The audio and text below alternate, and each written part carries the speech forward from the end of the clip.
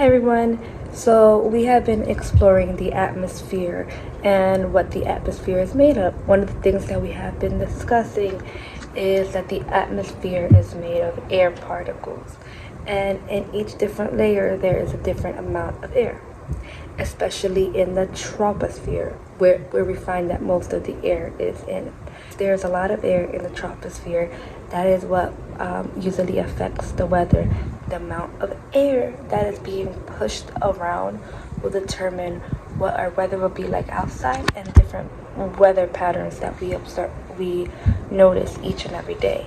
But I've been wondering, how is it that, for example, when it rains, how is it that water gets into our air?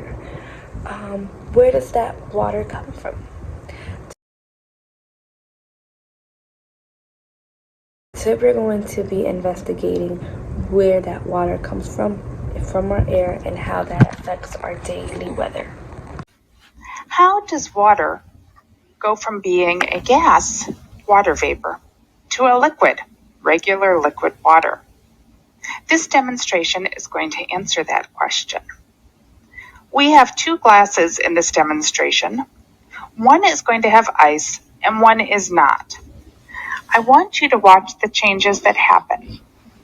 This one, the one on the left, will be the one that is just going to be our control group. I'm not going to do anything to it. In science, a control group is the one that doesn't have the experimental condition added to it. So for this case, it's going to be plain regular water. This one on the right, this one's going to be our experimental group. I'm going to put some ice in it to change its temperature, and we're going to watch what happens. This is a time-lapse video. As time passes, you'll be able to see it. It gets a little faster as we go throughout the video. You can see that the video is going to start at 10:18 a.m. So you're welcome to watch the time just to see what the changes are. Let's take a look. Here we start. You can see that I'm putting the ice into this one here on the right. At this point, the glasses both are dry, and they are both the same temperature. That's not going to last for long.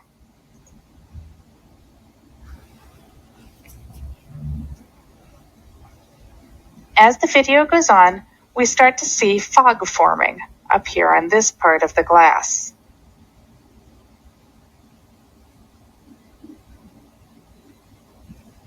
You can see a little water dripping down every now and then too, and you can tell when I touch it, look how wet it is.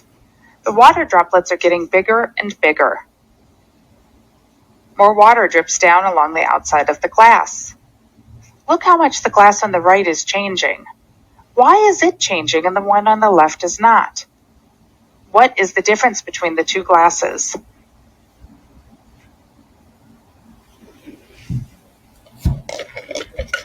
I'm going to pause right here so you can take a look at the thermometers. You can see that the glass on the left is 18.2 degrees Celsius. The glass on the right is only 9.2 degrees Celsius. So the one on the right is much colder than the one on the left. We're going to watch this again.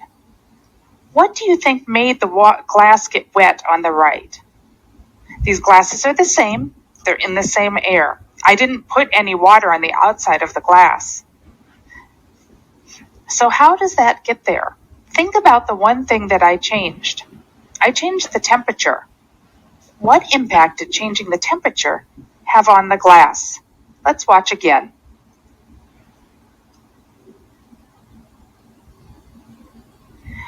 The process that we're watching here is the same one that causes clouds to form in the sky. This is condensation. Condensation is when water vapor, a gas, turns into liquid water.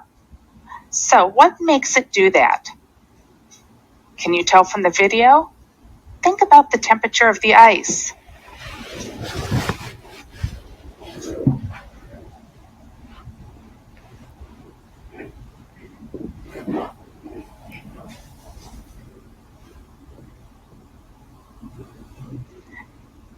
So thinking about the ice will help you figure out what is going on.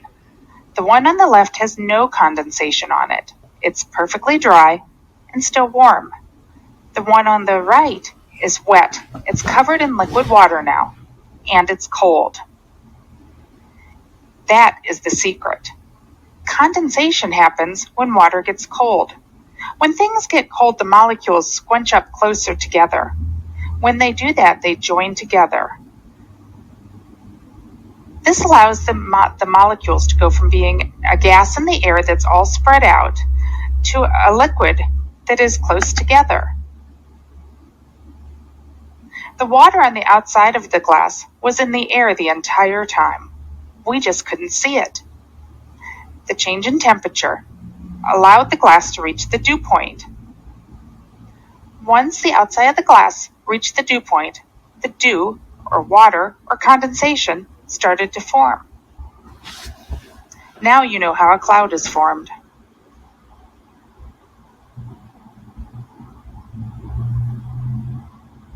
I wonder if condensation only occurs on a cool surface. Because if that is true, we can kind of set up our own condensation chamber and see if we're able to create a system. And we are able to create a system to make condensation occur. What I have here is a dome cup, a tall cup, and I still have my room temperature water.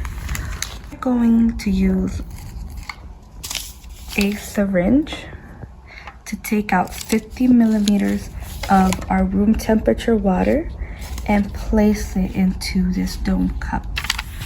We are then going to cover it and place it in the windowsill where the sun can hit it, and then we will come back tomorrow and see and observe any of the changes. So what I'm going to do now is use my syringe to measure out 50 millimeters. This syringe only goes up to 35, so I'm going to do 2 separate pumps. So I'm going to place it in here.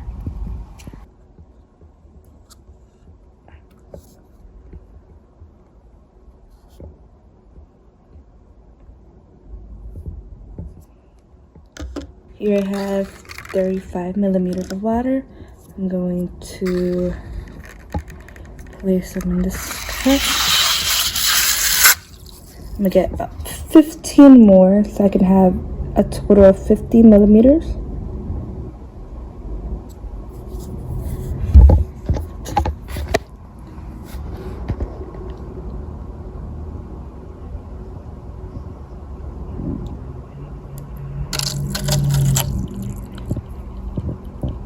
Here we go. Alright. Now I'm gonna place this water to the side. I'm gonna take this cup. I'm gonna cap this and clip and make it click on.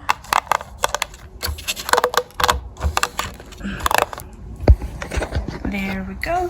And we're going to take our condensation chamber and we're going to place it on our windowsill. I will come back tomorrow at the same time. Right now it is 12:10. I'm going to place this condensation chamber on the windowsill and we will observe tomorrow to see what happens. We're going to leave it there. It's a bit cloudy, but the sun is kind of still out. It's a bit windy day today, but we will see tomorrow if any changes occur.